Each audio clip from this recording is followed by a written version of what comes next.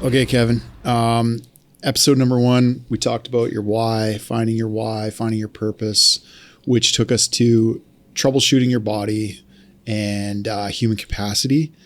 And now in this third and final little mini series episode, I want to talk about the how.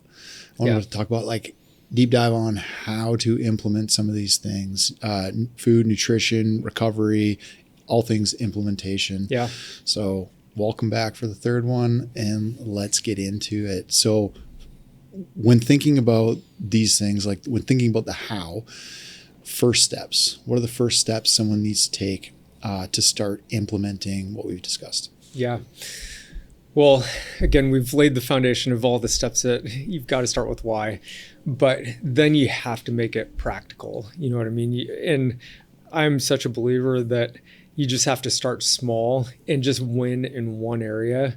So it could just be like, I'm just going to work on hydration as a starting point. You know what I mean? And it's like, I'm going to drink half my body weight in ounces of water per day.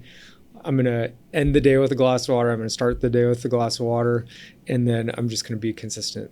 Like, have a little victory along the way and then move on to the next thing. Because if you try to, I mean, we've talked about in this series, like 20 different things that you can do to optimize stuff. And it just becomes overwhelming. So it's like, start with one thing, make it a consistent habit, and celebrate the success. Something my coach told me to do too was like set goals. Yeah. So set a goal for yourself, like some big overarching dreamy goal. Yeah. Like I would like to drink. So if you're like talking about water, let's just talk about water for a sec. What if you started tracking your water? There's a bunch of apps out there that are pretty easy to like track how much water you're drinking, right? Start tracking your water. We'll give yourself some big crazy goal. Like, I'm going to drink 400,000 gallons of water this year. I don't know. Like, see if you can like gamify it a little bit, try and hit it. And then when you set the goal, give yourself a reward when you get there. Yeah. So like set that big crazy goal. Yeah. And then attach an award to that. Yeah. I think his name is Charles Duhigg. He wrote a book, and I could be off on this, but I think it's called The Power of Habit. But I just remember the one takeaway is like, you've got to have a cue, then a routine, and then a reward. Mm-hmm. And it's nothing big, but if you set some type of reminder that causes you to think, oh, if I'm doing this activity, I should do that. And then do the routine, and then you're exactly right. Do a quick reward. I mean, and a reward could be something, simple. It's like, there's one thing that you really like to eat. Like, I think in that example, he gives a square of chocolate. He's like, you know what? I'm not going to just quit eating sugar or do all this stuff cold turkey, but there's something that I can do that like I really like, and that's going to be my reward that I give myself. Love it. How can physically demanding work be used as a tool to make your body stronger? I like what you have to say about this. That's why I'm bringing it up as well, because I think there's things we can do at work that are actually going to strengthen our bodies versus decline. We talk about decline all the time. Like, oh, I did this, I injured myself at work. But how can you strengthen your body at work? Yeah. And we talked about this a little bit in episode number 2, but super strong believer that your work can make you stronger. And it all comes from like intention and focus on things, especially like your body positioning when you're performing job tasks. And so again, just like an athlete in the gym, when they focus on using good form, good posture, strong and controlled movements, they're making themselves stronger when they're applying like a high amount of weight. And when you really think about it, like all weight training is breaking your body down so you can build it back up. But when you do it in the right position, everything comes back. You're reinforcing all these neurological patterns of the way joints move, and everything is about making you stronger. And so if you approach your work, because I mean, your listeners, they're lifting heavy stuff all day, every day. And so just a slight change in the mindset in terms of like, when I do this, if I position my body here, my strongest position, again, going back to what we talked about, paying attention to your base, trunk, shoulders, being in that power zone, you're actually going to build strength rather than breaking yourself down. What are some simple, actionable changes listeners can make to their routines? So if we're just talking about routines, morning routines, any routine, what are these little tweaks they can do within their routines that support recovery. I like this because this is also like, I've read James Clear's book, Atomic Habits. Yeah. And in a way, it's a similar thing to like routines, habits. They're the same thing, right? Yeah. Or can be similar. He attaches triggers to those things, like those, to make them habit. Yeah. So those little things, what are some things that we could do? And then maybe we could attach, people could think about attaching triggers to those. Like, okay, every time I sit down in my truck, I do this thing. Or every time I get out of my truck, I stretch this one part. So that it's happening regularly. Yeah, exactly. And that could be, I'm a big believer. It's great if people do a pre-job warm-up at the yard. But then a lot of times people will sit in their truck for like an hour and 45 minutes driving to a job site. So everything that you did to activate everything, done. It needs to be, re-stimulated. So that could be, when you get out of your truck, you're waiting for the rest of the crew to get ready. You're going to spend 1 minute just doing some real baseline stuff to reactivate those muscles. Maybe it's rolling out real quick, doing a couple moves. Like that could be a great cue. I do think that starting to create the expectation. So if you have, like, let's say you're a foreman or a crew lead listening to this, I mean, there are things that you can do in that pre-job brief or the tailboard that are going to be a cue to the rest of the team of like, all right, we're going to be doing overhead work. Let's make sure we get our shoulders ready and prepared for that activity. You can be pretty strategic with that. And then it becomes just part of the work process, and you're not adding something. It's just like, oh, it's part of our checklist for getting ready to get out there and get this work done. That's a good point. Actually, thinking in large part what the tasks are for the day. Yeah. And making sure you're hitting those parts. Oh, 100%. Yeah. And you guys out there understand like attaching a trigger to, so in James Clear's book, Atomic Habits, he talks about, I'm pretty sure it's that book, he talks about attaching triggers to different things in order to make them become habits. It's like, so if every time you do X, you do Y, like sit down in your truck, drink water, something like that, right? So every time you sit down in your truck, you drink water. Every time you do something, there's another action you're doing. You're like habit stacking. Yes. Pretty soon you're doing enough of those things. It becomes habit, it becomes routine. It just becomes part of what you do all day, every day. Totally. Yeah. And it's not that much extra work. You know, like that's a great example of every time you get in your truck, if you have a bottle of water in your truck, it's there. You've removed all the barriers to causing you to drink that water. It's just like, all right, I'm set up for success. And so, half of it is just thinking ahead so that you set your day up so that it just fits in line with what you're already doing. How does proper nutrition tie into human performance and injury prevention? Yeah. So, I mean, when you think about, again, any type of work or physical stress that our body goes through, it creates strain on the body. That strain is actually a good thing because, again, you go into the gym, you're lifting weights, you're tearing apart that muscle, but you're repairing stronger. But you have to have the right base blocks to be able to do that. That's amino acids, it's proteins.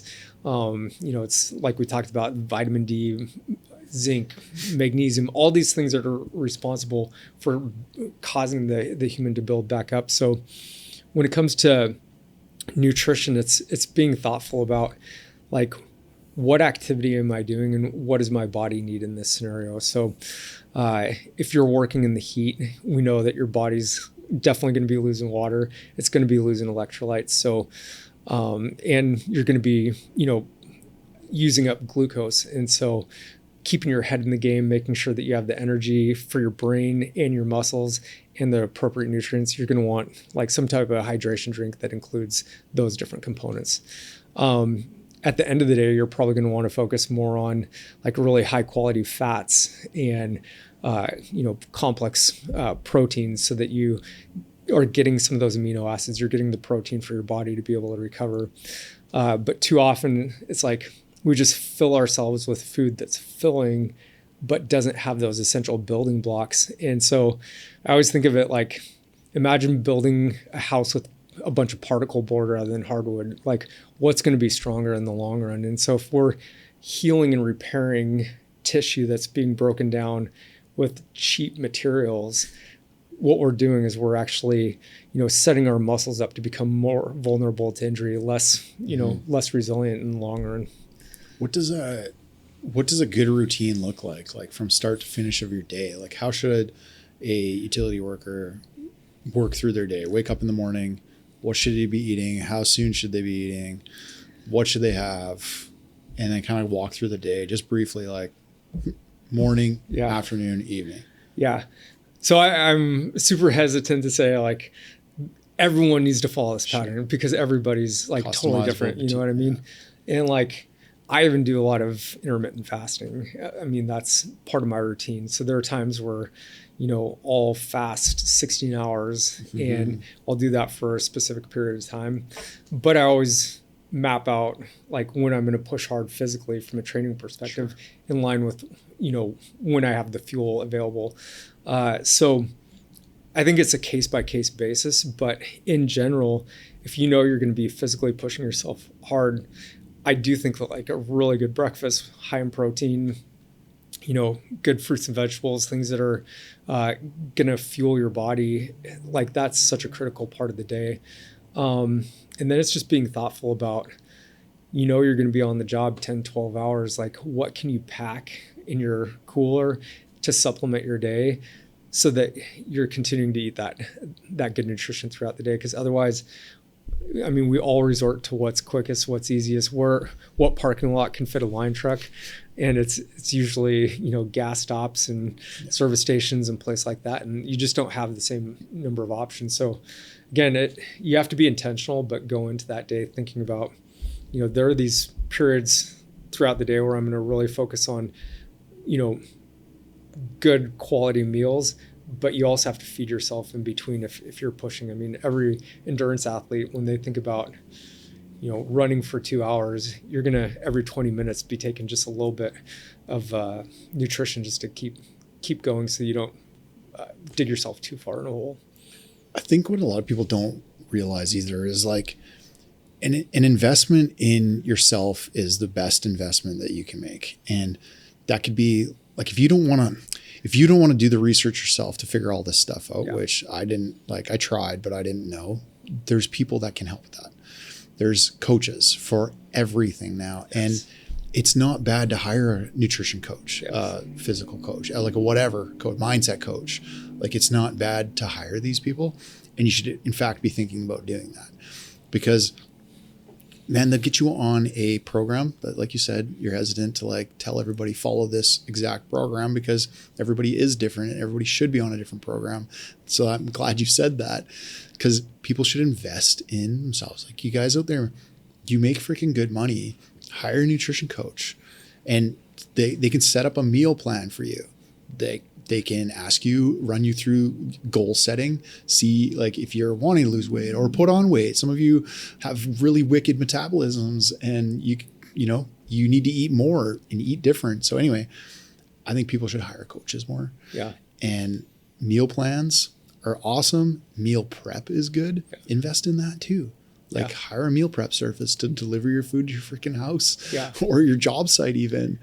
And it can be good nutritional food and it doesn't have to be your stupid gas station stop. You'll actually probably spend less on a meal prep service than you would at the gas station with your 3 monsters and your 3 tacos. Totally. And it seems strange and foreign for most of us to even think about that. Yeah. You know what I mean? Why would we ever outsource any of that? But when you think about it, like your body is your most important asset as a line worker. Yeah. And, you add 2 to 5 years of productive years to your career.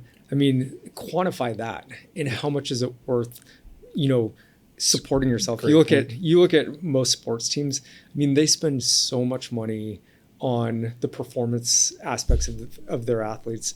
I mean, LeBron James, I think, spends $1 million a year just on recovery and all the specialists just to keep his body going. We don't have to spend $1 million to take care of ourselves, but I think it goes back to the fact that like if your body is how you make money and being able to continue to do that, it's honestly one of the smartest investments you can make. Such a great point. Like, what's the ROI on helping LeBron James spend 2 more years in the NBA? Yeah. Millions and millions. What's the same for you guys out there? Yeah. What's the ROI on working a few extra years in the trade? Like, even if it's, you got to change it up a little bit and you're not on the tools every day, but at least you're still in it. Yeah. Yeah. I think you need to invest in yourself, man. Quit being cheap. What are the most common nutritional mistakes that you see blue collar professionals making? I think it's that mentality of thinking about food as just calories and that I'm just trying to replace calories. Yeah. You know what I mean? Because a lot of people will be like, man, I worked X many hours. I'm hungry, man. I just need to refuel. But the reality is, like, not all fuel is created equal. And when you're eating stuff that's full of preservatives, processed, I mean, it puts a strain on every aspect of your digestive system, your kidneys, your liver, everything that has to process all that stuff that the body was never meant to process. It just puts a strain on that. And it creates inflammation in the body. So I think it goes back to, like, what is the quality of those foods and what can your body actually do with that? Because those are the building blocks for repair and just feeling better. Again, let's talk about hydration just briefly. Talk about the importance of hydration. Just hammer this home one more time. Yeah. Well, even 1% dehydration, and we're talking about not being very much, but like I think like 80% of our body is made up of water. And so you're just talking about a slight level of dehydration. I mean, the blood becomes more viscous. The blood vessels start to somewhat collapse. Our brain can't process information as well. Our muscles become less hydrated, and the tensile strength of the muscles becomes less, so they're more prone to injury. I always think about, like, when we're trying to get the garbage out of our body, like, we have to, like, filter that out through our body, through our kidneys. I mean, imagine using a garden hose to clean off your driveway versus a pressure washer. If you have more water, you're going to be able to get that stuff out of you. And so if you're chronically dehydrated, it's just, it impacts every aspect of the body. And so I honestly think it's like sleep and recovery and hydration are two of the most critical things that we can do. And it's, hydration for sure is like one of the most important things. I know your guest Dylan Koch gave the sponge example, and we use that all the time. It's like a dried out sponge is just brittle. It can break, can't do the job, but you take a hydrated sponge and it's like totally different. And so the discs of our spine are like that. Our discs are mostly made of water. So even back pain, things like that are tremendously impacted by our hydration levels.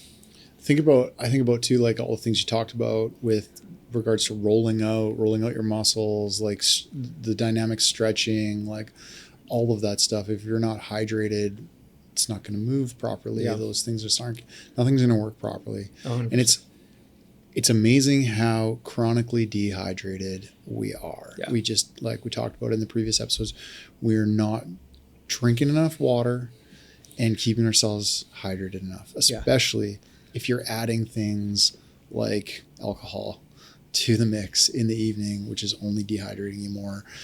And I'm telling you, get a Whoop and you'll see it daily. What is recovery?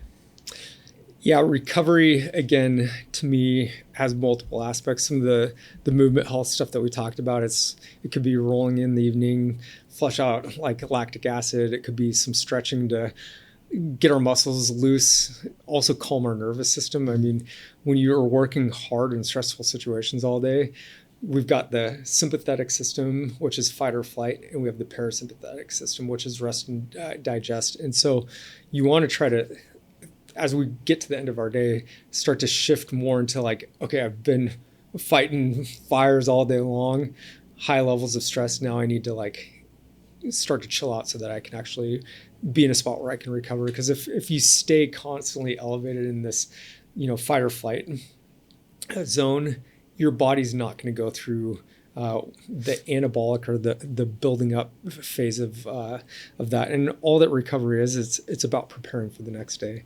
Right. It's putting yourself in a situation so that you can actually recover. And so, yeah, it's the hydration, the nutrition, it's, preparing for sleep. Even just focusing on that. I mean, you think about what good sleep does to even brain function. I mean, we're starting to learn that, like, when you sleep, that's almost when I've heard the example, it's like got all these proteins in your brain, and it's like the street sweepers come out and they like clear those channels out of the amyloid proteins. And so there's just so much to our longevity in the way things work that are tied back to, consistent good sleep over the years so that the body can recover. I think too that with regards to recovery, small things that you think that you're recovering, like you're chilling out, you're relaxing on the couch at the end of the day, and I should be recovering, right? Yeah. But things like even being on your phone and getting constant hits of dopamine, it's like, I've heard that that's still keeping you turned on, for sure, in a way, and not allowing you to recover properly. Yeah. So I like what you said about like preparing for sleep. Even it's like there's a time period there where you should be shutting down. Yeah. Nobody wants to hear that. Yeah. Like, put your phone away, dude. Okay, but put your phone away. Yeah. Like, I don't know, it makes a difference, man. Put your phone away, shut down, turn the lights down, like prep for sleep. I mean, think about the way the human body's evolved over, however many years. It's like cell phones are the last like 20 years of all of humanity. Billions. You know what I mean? And so we're talking about like, they talk a lot about blue light versus the orange light, and, the fire, the glow from a fire is usually what people would look at as they're preparing for bed, versus the blue light as the stimulating light. And that's what we've seen with our cell phones, with our computers. And most of us literally are looking at our screen, rolling over in bed, putting it on the nightstand, and then going to bed.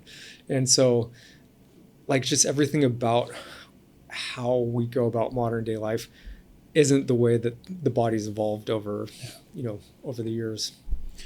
I've started a bunch of weird things on this like journey that I'm on, but these things seem woo-woo. We've seen a little bit out there, like nose strips, for example. You see the Alex Hormozzi's of the world wearing nose strips, and it's kind of like normalized it a little bit. But even that being said, lots of these guys are like, Alex, who? They have no idea who this guy is. But I started wearing nose strips to bed and just allowing myself to, like, I just want to get as much oxygen as I can get. I started, it seems counterproductive, but putting mouth tape on as well as wearing nose strips. So it's like just nasal breathing all night. Man, I'm like, I swear to God, I'm dreaming heavy, which means, and I'm seeing it on my Whoop too, my REM sleep and my deep sleep is increasing. Yeah. My time sleeping is increasing. My recovery is increasing. Yeah. All from like just adding these things. So that's what I was saying about like a way to track this stuff. It's amazing. You can just add or take away all of these little things. These are two things that have helped me. Yeah. I've quit snoring as much, and that's probably like a lot to do with like weight loss and like all of it combined. But that just equals better sleep too. And as you know, better sleep equals, especially for the men out there, testosterone production, which makes you sleep better. Yeah.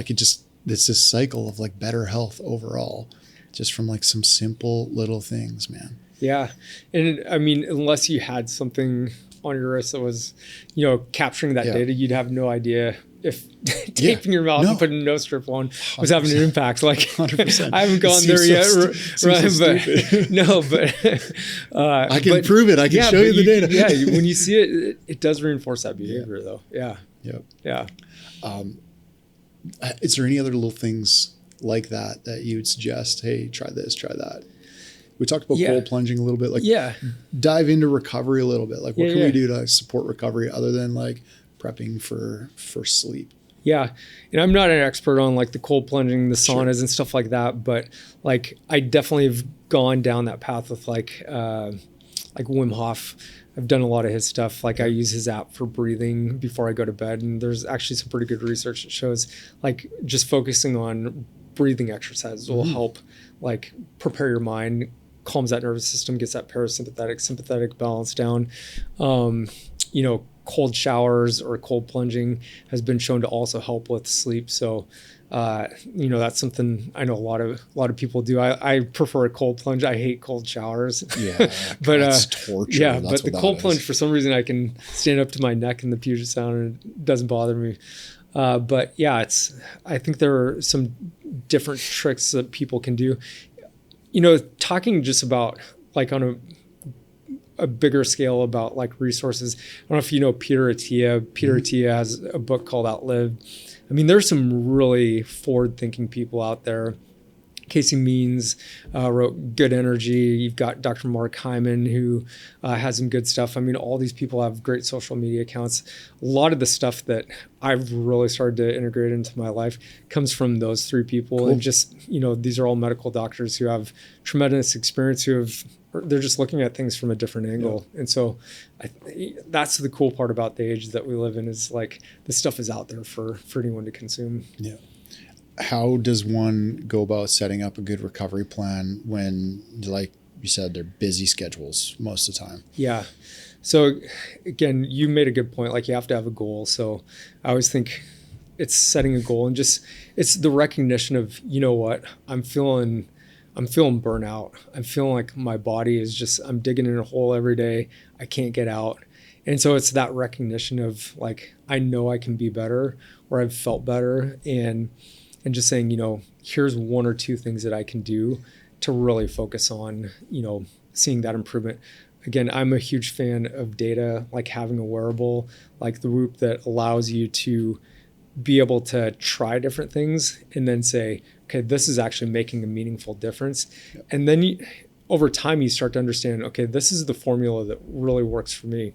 For me, it's like magnesium, zinc, and vitamin D before I go to bed, drinking water, doing some breathing exercises, not looking at my screen for like an hour before I go to bed. Like, that's typically the thing that really helps me have the best nights of recovery. Staying away from alcohol, staying away from sugar like a couple hours before I go to bed. So again, I think as each person, starts to explore that, they'll start to figure out that pattern. And again, it sounds like a lot, but when you break it down, it's just like, do this, don't do that. It's just a series of choices that really don't take any extra time. It's just having the knowledge and then the discipline to say, you know what, this is what I value more. I value more being recovered so that I can do this tomorrow, or that I can feel this way. And this is the path that I need to get there. My cocktail of choice before bed has now become, my coach recommended this and I'd never heard of this one before. So a little bit of water, powdered vitamin C packet. Okay. In the water, and then a quarter teaspoon of baking soda in there as well. Stir that up. It should fizz. Stir that up, and then take 2 to 3 magnesium, calcium, and vitamin D, because I'm Canadian and I don't get enough of it. Vitamin D supplements, and just down that all together. Yeah. And like, I'm telling you, best sleeps. I can record it too. Yeah. I can show you the data. Best sleeps of my life. And even if you get up in the middle of the night, it's easy back to sleep. And I know lots of people, I've struggled with that in the past too. Like, I get squirrel brain. If I wake up at 3 a.m, get freaking squirrel brain. And this has been able to help me like just right back to sleep. Like nothing ever happened. That's awesome. Yeah. I love that tip. I'm gonna pull out some baking soda. Yeah, seriously, not too much though. Yeah, just do not go heavy on the baking soda, guys. You go heavy on the baking soda, it's gonna come right back out the wrong end. That's right. Quarter teaspoon, not the other way around. Anything else on recovery? Like, is there anything around mindset, impact, and effectiveness on recovery? Yeah, I mean, mindset, and you and I were talking about this earlier. I think for a lot of us, like, we're dealing with a lot of stress every day. When you start compounding, like, the stress at work, and then you've got family, you've got finances, you've got, other things that you've dealt with maybe from like a young age. It's like having a resource and just realizing that you can talk about those things is so important. I know you're going to have a guest coming on here soon who, is a therapist who has, that background, I think that's absolutely critical. And it's becoming much more, I would say, mainstream and accepted, especially in the working world, to think about mental health being one of the core things that we need to be focusing on. And I'll tell you what, like, if you don't get it right up here, like, it's pretty hard to get all the other stuff right. I mean, 100%. It's such an important piece of things. So yeah, I'm a huge advocate of that. Super cool. Success stories. Let's hear a couple of success stories that you've had, particularly with the utility industry so far from what you've been doing. Yeah. Well, one of the things that we're really focused on, and we talked about this in the last couple episodes, is talking about capacity and resilience. And so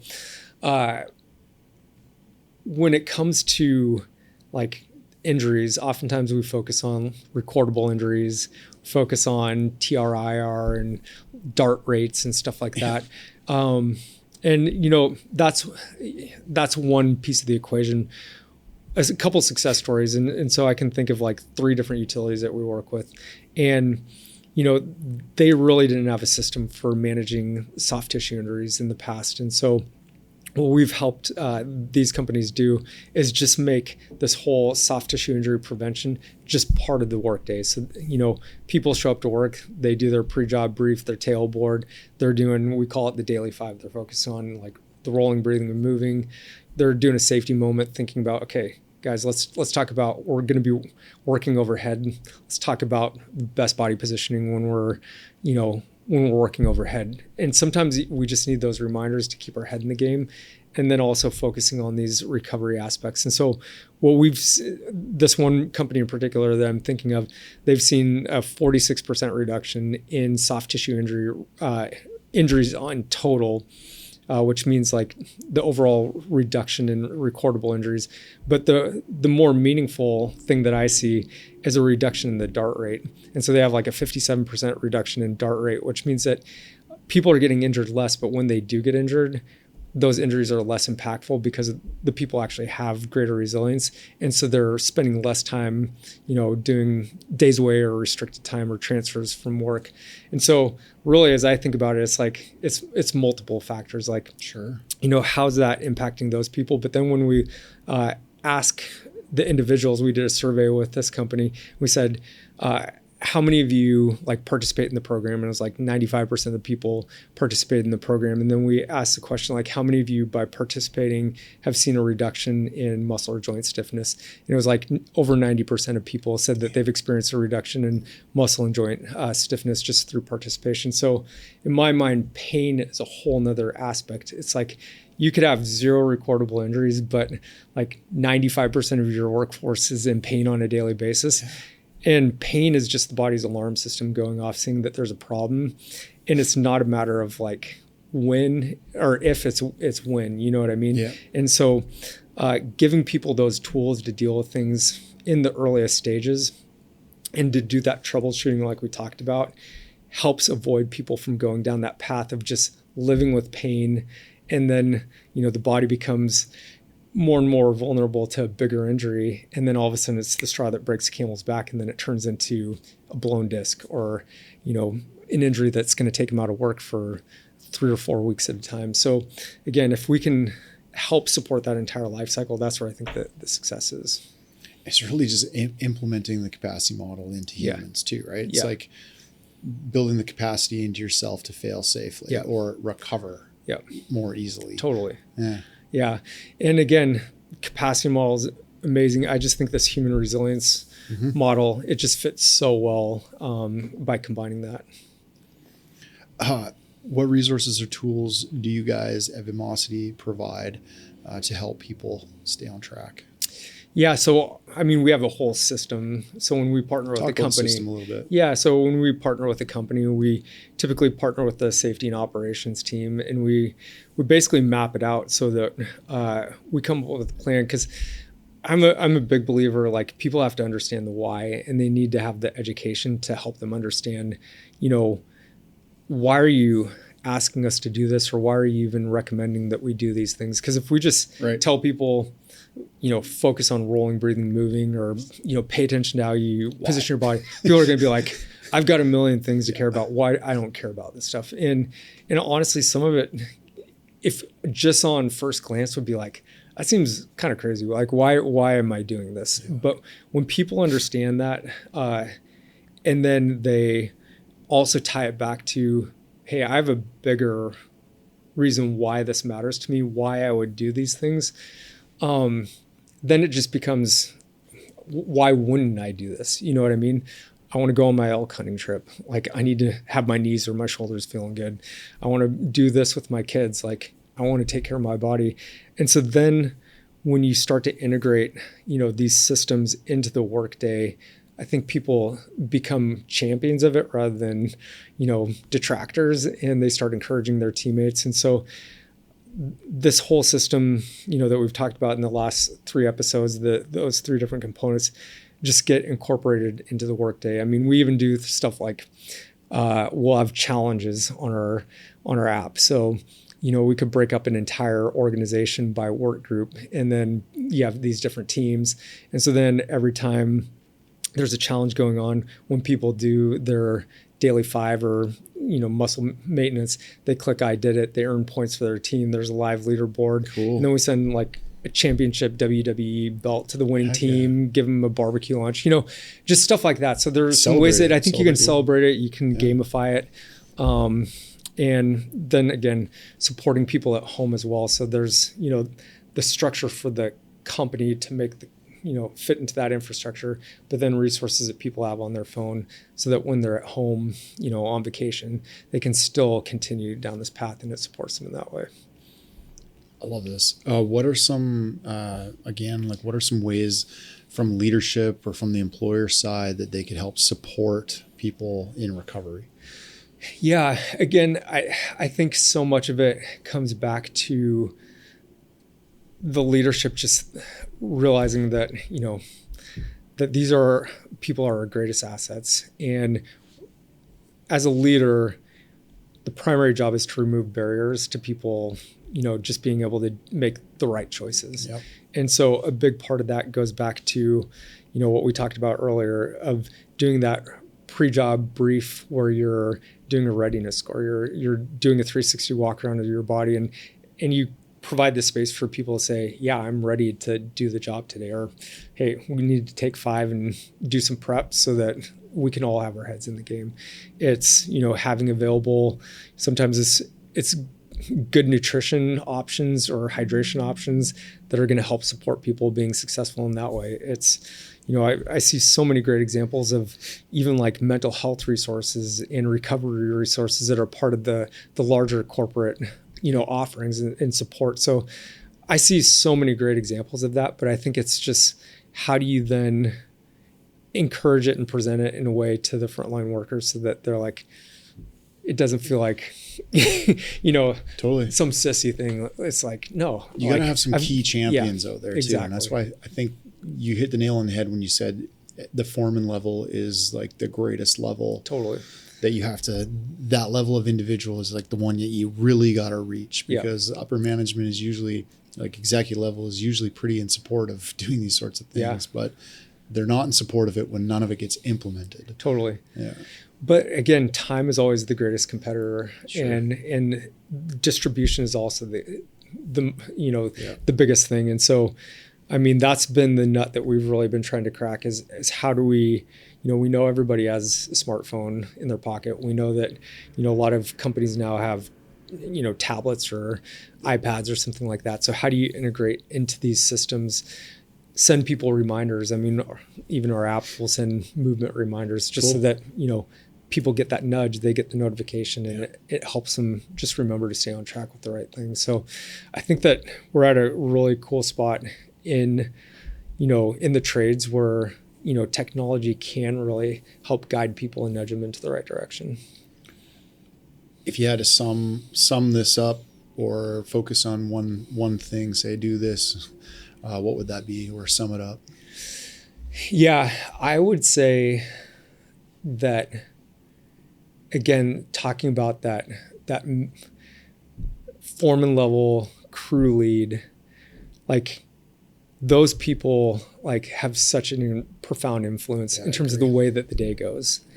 And man, the more we can continue to support that group and their leadership and help them realize that, you know, they've got some pretty amazing people working with them, and the performance of the job, the safety of the job, can really be like influenced by doing the right things to invest in those people so that they're performing at their highest level. And so we just see ourselves as a partner to the people in those roles, to give them the tools so that they can keep their teams performing at that high level. And I said this in our last episode, that sometimes you have to like slow down to speed up in other areas. And when you slow down and you make sure you're ready to go, you're investing in the performance of people, you know, the quality of the performance, everything is even better. And so, I think we've absolutely loved working with these workforce athletes who, you know, are putting it on the line every single day. That level is so important. That, like, I was just sitting there thinking, like, listening to you talk, thinking about foremans and how important that level of individual is, because quite often everybody that works boots on the ground, they don't really have much of a relationship with executive staff. Like if it's a small company, you do, but if it's a bigger organization, they've probably never met them, seen them, don't even really know the names of the people that are the executives, really, truly. But they sure shit know the people that they're around every day and that are leading them every single day. You know, leading them to come home safely, leading them through work, like just having the answers. Those sorts of people are your foreman level person. Yeah. So that's such an important person to have bought into the program, bought into the system, like for themselves and like to show that to everyone else. Such a huge responsibility for that person. 100%. Well, the ability to make the biggest difference too. All right. Thanks for this. Is there anything that I didn't ask, or a question I didn't ask properly that you'd want to like talk about? Ryan, first of all, like, thanks for the opportunity, man.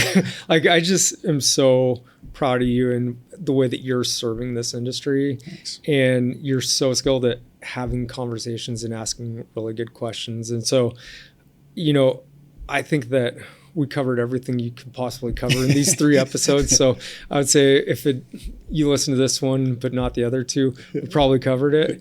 But I just appreciate you having the format for us to be able to talk about this stuff. And, you know, my goal is to serve the industry in whatever way we can and help people come home safely, get to the end of their careers, retiring strong. And so, more than anything, if there's anything that I can do or we could collaborate on in the future to support people, I'm all in. Thank you for saying that. I'll tack this on to each episode. Where can people find you? Who are you? Where can people find you? Where can people get more info about what you do? That sort of thing. My email is kevin@vamasi.com, and vamasi.com is our URL. So you can definitely find us there. We do a lot on LinkedIn, host live events. So you can always just follow us on LinkedIn, and definitely plenty of opportunity to get some really high quality content that you can use with your crews, or definitely reach out to me. Thank you, Dr. Kevin Rindal. Thank you so much, Ryan. Appreciate it. Bye, guys. I hope you guys got some value out of that episode. I hope you enjoyed it. I just want to draw your awareness to a couple of other things. So we make these podcasts, yes, but it's not the only thing that we put out as far as content. Our social medias are full of valuable cuts from the podcast itself, as well as just a bunch of other educational stuff and entertainment. So go follow us at Powerline Podcast on all social media platforms, and then also YouTube. I don't think that a lot of you are aware of this, but we don't just load these podcasts onto YouTube. We also make vlogs, which are super educational, entertaining, great place to direct people to learn about the industry, learn about the trade, or just learn about what's going on within either Quanta or the Powerline industry in general. So hit up our YouTube channel. Again, it's at Powerland Podcast. You can catch those vlogs on there.